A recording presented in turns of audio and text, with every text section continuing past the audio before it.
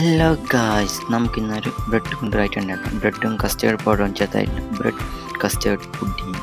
അപ്പം നമുക്ക് ബ്രെഡ് നന്നായി കഷ്ണങ്ങളാക്കി മാറ്റി വയ്ക്കാം. ഞാൻ 5 ബ്രെഡാണ് എടുത്തത്. അതിപ്പോൾ നിങ്ങൾക്കതിന് 2 സ്പൂൺ കസ്റ്റേർഡ് പൗഡറും കുറച്ച് പാലിൽ കട്ടയില്ലാതെ മിക്സ് ചെയ്ത് മാറ്റി വെക്കാം. ഇനി നമുക്ക് പാൽ തുടക്കി വെക്കണം. അതിന് നാം 1/4 ലിറ്റർ പാലാണ് എടുത്തത്. അതിലേക്ക് നമുക്ക് കസ്റ്റേർഡ് പൗഡർ മിക്സും ഒഴിച്ച് നന്നായി ഇളക്കി കൊടുക്കണം.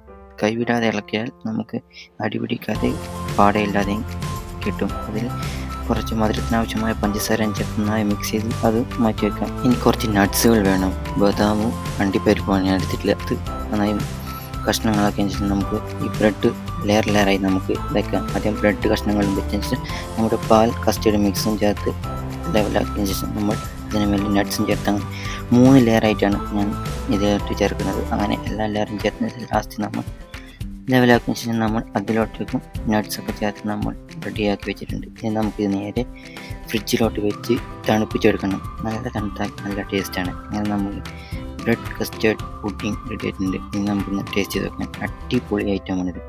എല്ലാവരും ഒന്ന് ട്രൈ ചെയ്ത് നോക്കണം. അടിപൊളിയാണ്. ടേസ്റ്റ് ഞാനിത് പറയേണ്ടില്ല. ബ്രെഡും കസ്റ്റേർഡും പാലൊക്കെ ചേർന്നില്ലേ, അടിപൊളിയാണ്. എല്ലാവരും ചാനൽ സബ്സ്ക്രൈബ് ചെയ്യുക, ലൈക്ക് ചെയ്യുക, ഇൻസ്റ്റാഗ്രാം ഫോളോ ചെയ്ത് സപ്പോർട്ട് ചെയ്യുക. ബൈ.